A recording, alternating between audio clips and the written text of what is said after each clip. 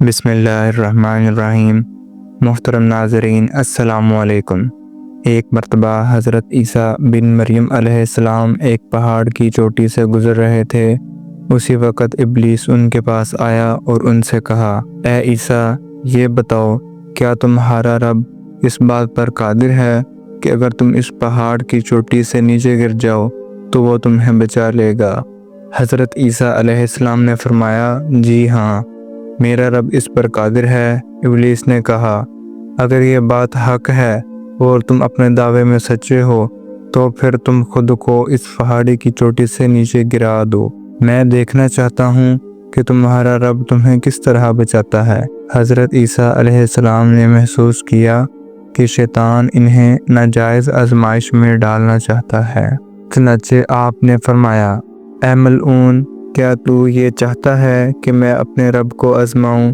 بات یہ ہے کہ مجھے اپنے رب پر پورا یقین ہے کہ وہ میری حفاظت فرمائے گا۔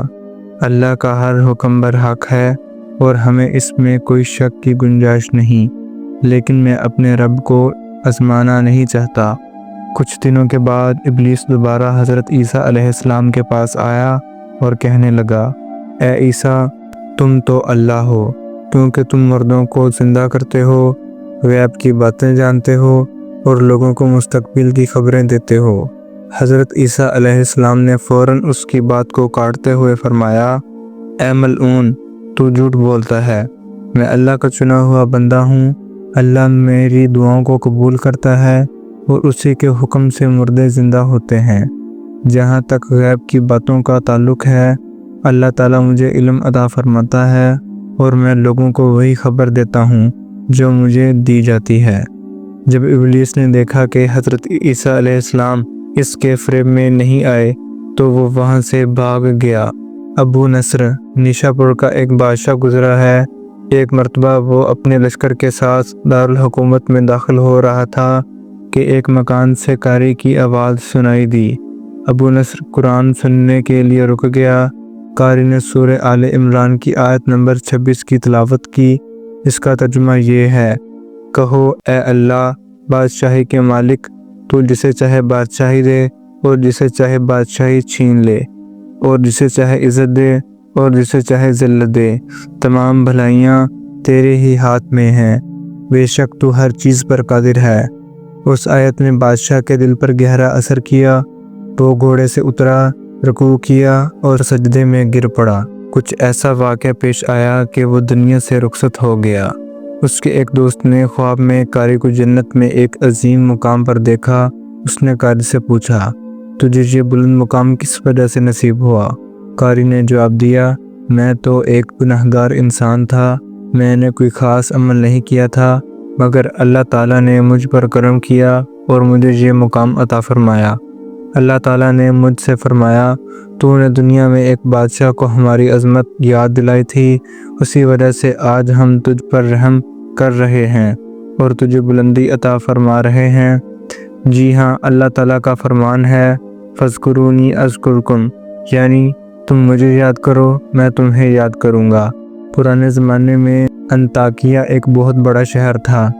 یہ شہر ایشیا کوچک میں واقع تھا۔ اس شہر کی لمبائی 12 میل تھی اور یہاں انسانوں کی ایک بڑی تعداد رہائش پذیر تھی۔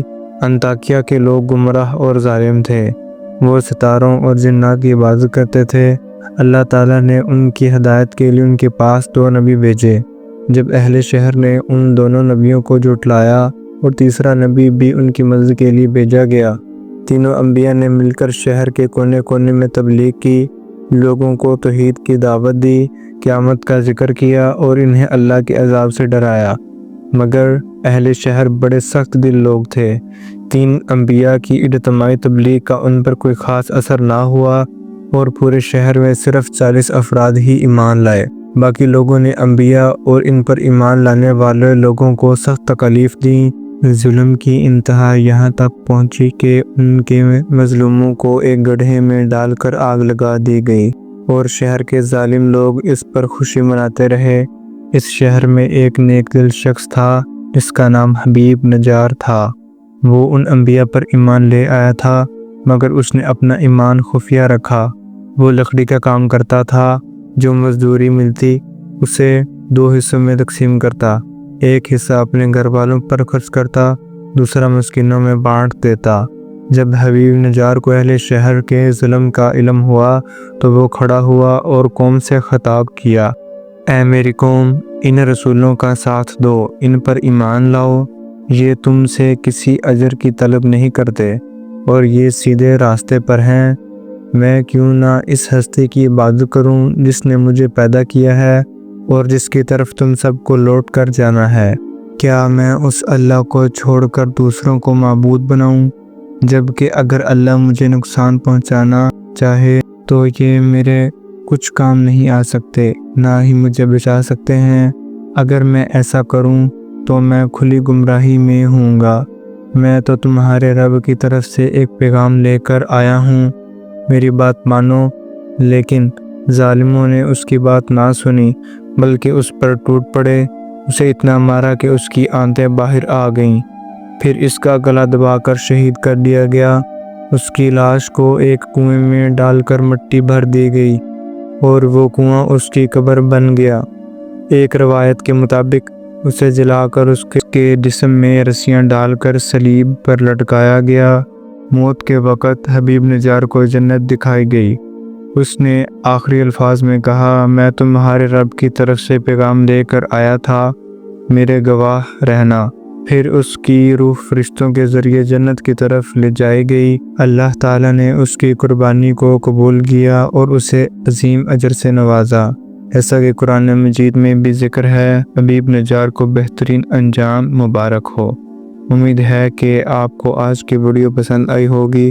اگر ویڈیو اچھی لگی ہو تو اسے لائک کریں اور مزید اس طرح کے ویڈیوز دیکھنے کے لیے ہمارا چینل سبسکرائب کریں۔ ملتے ہیں اگلی ویڈیو میں۔